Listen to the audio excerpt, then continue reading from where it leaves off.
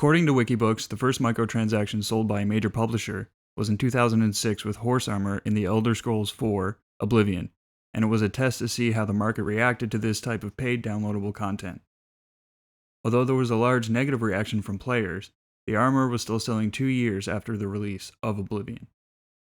This changed the future of online gaming forever, as publishers began using microtransactions as a source of extra revenue from their releases. This method of revenue generation saw an increase in the mobile market in 2008 with the release of Apple iPhones. The iPhone's main source of revenue was from mobile games at 80%. Now, by 2020, microtransactions are a benchmark of the gaming industry and can be found in games of varying genres and across platforms such as PC, Xbox, and PlayStation. There are currently little to no MMORPGs that have zero microtransactions. They can also be found in modern shooters and classic sports series like the NBA series and FIFA. Many games began introducing battle passes on top of the microtransactions, often locking progress, playable races, or in-game items behind a tiered paywall. Skyrim and paid mods. Paid mods were introduced to the Steam Workshop by Bethesda and Valve for The Elder Scrolls Skyrim. They used a pay-what-you-want system, with the mod creators taking a cut of the proceeds. It didn't last very long. It was only active from April 24th to April 27th in 2015. All the payments made had to be refunded, but the players were still allowed to keep their mods. The Creation Club. Launched on August 29th, 2017, the Creation Club is very similar to the paid mods of the past.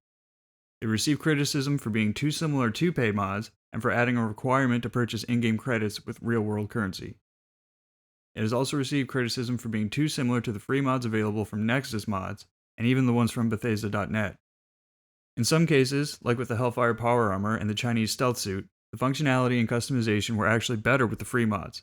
The free Hellfire Armor mod allowed for the choice of 3 base suits, each that dealt a separate type of damage. You have to purchase Creation Club credits with real money, and the credits are sold on a tiered list. The Creation Club is not exactly the same as paid mods, the major differences being that fans no longer create the content. And now for battle passes. Straight from Wikipedia. One of the first known examples of a battle pass was seen in Valve's Dota 2, during an event that surrounded the International 2013 esports tournament for the game. Called the Compendium, it provided unique in-game content and other features for those players that purchased it, with 25% of all revenue made from it going towards the prize pool for the event. In 2016, Valve included the Compendium into a larger international battle pass, and later introduced a monthly forum of one of their Dota Plus subscription features in 2018.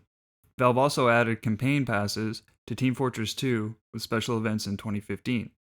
The campaign pass gave the player that purchased it a number of goals to complete during the event to receive unique customization options. In the modern era, battle passes can be found across genres and even in MMORPGs like Neverwinter.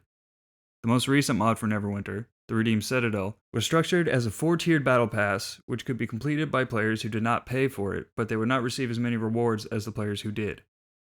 Don't get me wrong, I understand that games need to generate revenue to stay alive, especially free-to-play online games.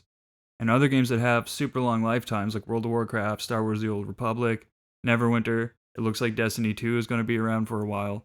These games will always look for a way to generate more income as time goes by. Developers for many of these games, unfortunately, are getting better at increasing revenue and ensuring that players have some kind of limitation on character progress.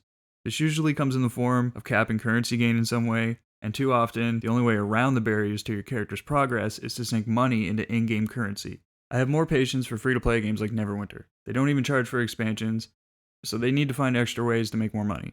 But the question is, how many microtransactions in a game are too much? I honestly don't have an answer to that question, but I do know that when I load up older games like Baldur's Gate 2 or Diablo 2, I know nothing is locked behind a paywall. Thanks for watching, guys.